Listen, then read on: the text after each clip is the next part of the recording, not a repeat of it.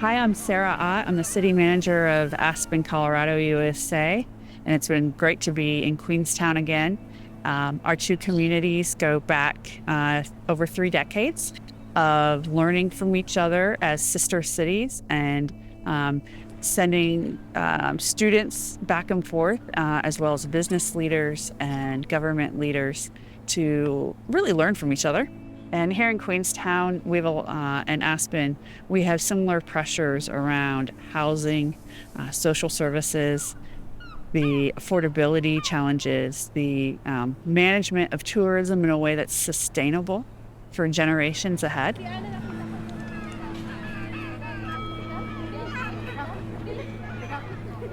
And we've experimented a lot with inclusionary zoning over the years. Everything from accessory dwelling units attached to these rather large homes to certain units within intensified projects to have set aside for that use to truly standalone communities that we've created. And so I think it's been really valuable for us to have that spectrum. One of the things to think about with inclusionary zoning is that it's great when you, particularly in a single family home built environment, it's much easier than in an intensified project.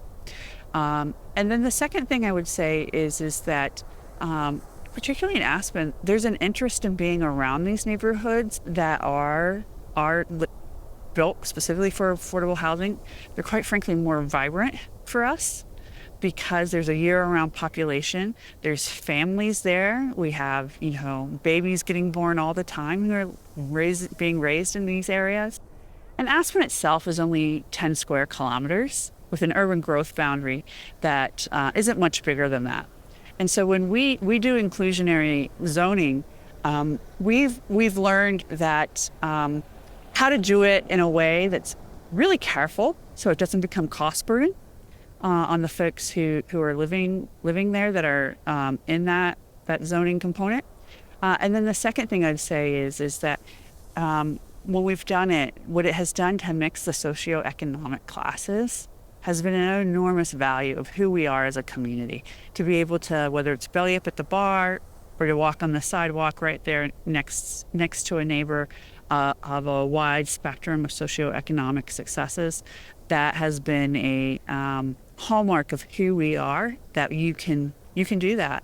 I mean, I run into people all the time in a rainstorm that we all hide underneath the same little cover, waiting to get to the bus, for the bus to come, and that's part of what makes us special, in my eyes, is that we still treasure that, and we focus on human connection over that economic status.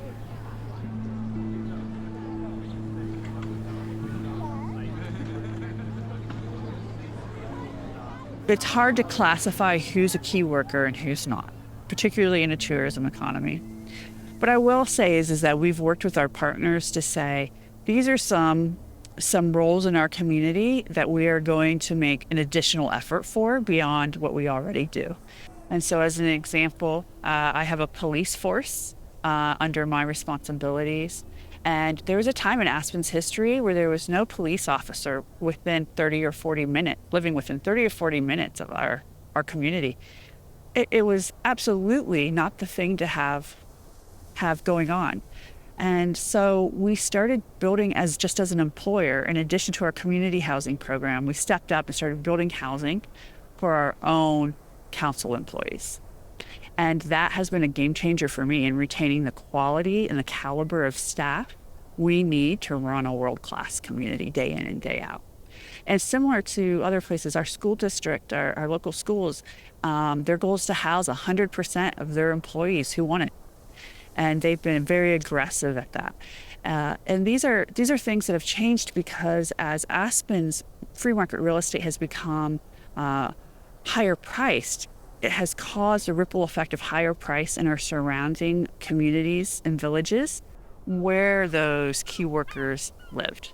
And now they also can't afford that community. And we're now having teachers or bus drivers who are coming from an hour and a half, 2 hours away to our community we want those people as part of our community. And so we go the extra mile to try to find ways to include them in the housing program through their benefits from their employer.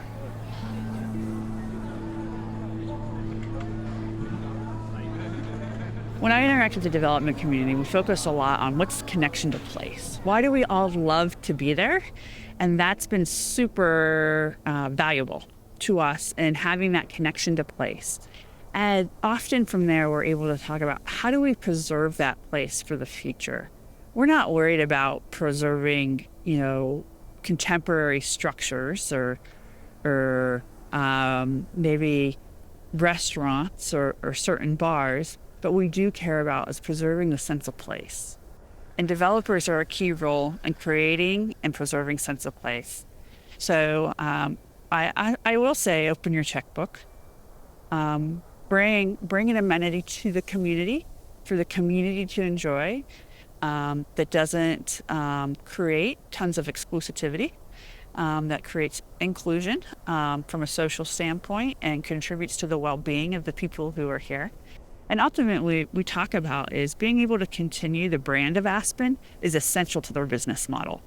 Without that brand continuing to be healthy and vibrant, their ability to profit will diminish over time. What I'm hopeful for is that here in Queenstown, that there can be a robust conversation about sort of that need to be part of the social enterprise to maintain those things that are special, while still having a highly profitable building environment.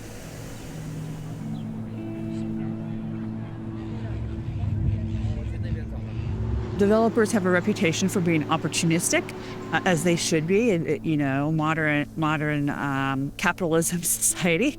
But what happened is that developers realized those revenues weren't going to be sustainable without the workforce to deliver the construction quality that they needed in those specialized trades, and for the experience that their buyers and renters were looking for when they came to our community from the tourist economy.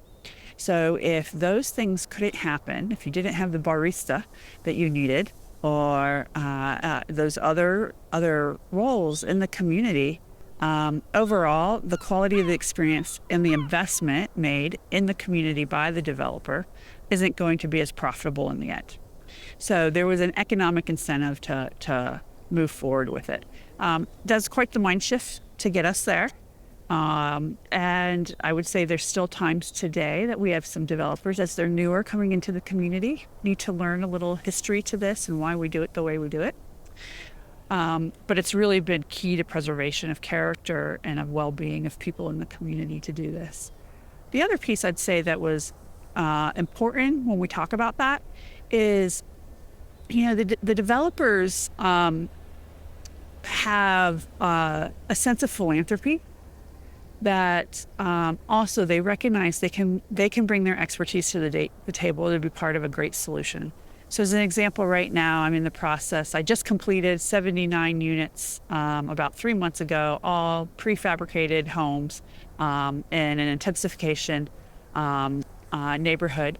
And now we are, and we've sold those off, and it's been a resounding success. And we're about to start the next project that's 270 units.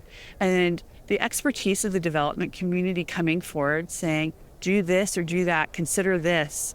They've become partners beside us to say, how do we create the most value in the project? How do we not just reduce costs to it, but really ensure that it's a quality, livable space that has the amenities that are appropriate for the space, has the connectivity to our public transit, and because they see that as an important part of just giving back to a community and bringing their specialized expertise to the table that the local government doesn't necessarily fully have on its own. Now, in my role, I serve as the largest affordable housing developer in the community, but nevertheless, to just have this mind shift of being part of solving the problem that we all solve for quality of life has been phenomenal.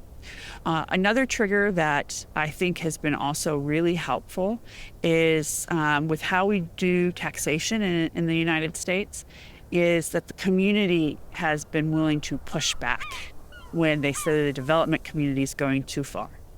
And so that comes in a lot of different manners, including increased taxes on certain kinds of business activities to maybe disincentivize them, like short-term rentals. So our community will tax a short-term rental up to 10% of its sales costs. And that's on top of our normal sales tax and our accommodation tax. So you're at nearly a 20% tax rate for short-term rentals, because that was another product we saw getting removed, being shifted for our locals into this economic driver. And we said, if you're coming to our community to invest in a short-term rental, you need to pay back the community for what you're extracting from it. Just the short 6 years since I was last here, it's been amazing at how far this community has come. And while sometimes you get caught up in the day-to-day challenges of it, I really hope Queenstown takes time to celebrate some of those successes. You have world-class opportunities here, and I've been so impressed with the hospitality, the genuine people of Queenstown, who really have a deep passion for this place and want to see it move on. I'll head back to Aspen. You're headed into fall here, into your ski season. My ski season closes as soon as I get back. I've got one more week to hit the hill, so to speak. And then we'll be off into our summer season, but I'll still be thinking about some of the people I've met here, and just fascinating conversations about how do you manage a destination that's so loved for so many reasons and make it a livable and attainable community for everyone.